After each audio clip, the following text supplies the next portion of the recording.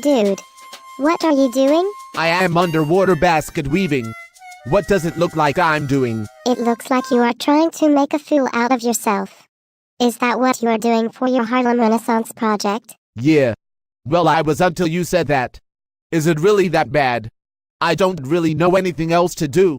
I was going to sing or something. But you know I can't sing. Are you kidding me? There are so many things you can do. The Harlem Renaissance is way more than just about music and dancing. Really? Well, what else is there? I definitely need something else to do. Well, during the Harlem Renaissance there was a lot going on. During the 1920s and 1930s, African Americans were coming up with all sorts of new cultural art forms. Music and dance were just two of them. There was also painting and drawing, writing books and poetry. Well, do you know any examples of things that I would know about from the Harlem Renaissance? Maybe I can find some ideas from those. Of course. There are a lot of artists that you could study and maybe remake one of their paintings as your own, like Charles Austin and Augusta Savage. Or you could do a book report on one of the novels like Godson's Sunday by Arnabon Temps. Well, I really like poetry.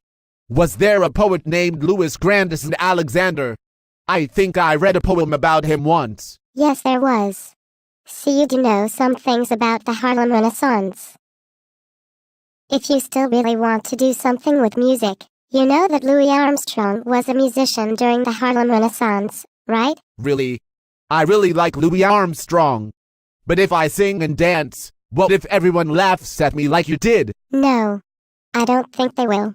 You just need some practice. Maybe you could do a dance routine to Louis Armstrong's What a Wonderful World. That is a great idea. My mom used to sing me that song when I was a kid. I had no idea that song was from the Harlem Renaissance. It sure is. A lot of people in the 1920s and 30s did not like the arts and music that came around in the Harlem Renaissance. There were a lot of protests, and the people who participated faced terrible consequences like being beaten, followed and harassed. Louis Armstrong was even harassed and protested against when he first started singing. Wow. That's terrible.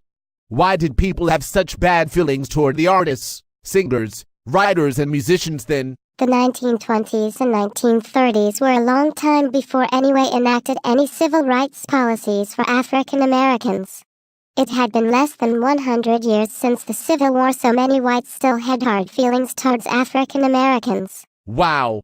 Thank you for helping me with my project. I really understand a lot more about the Harlem Renaissance now.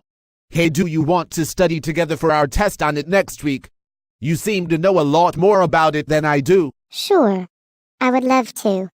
Keep practicing your dancing. I can't wait to see what you come up with. Thanks. Have a great day.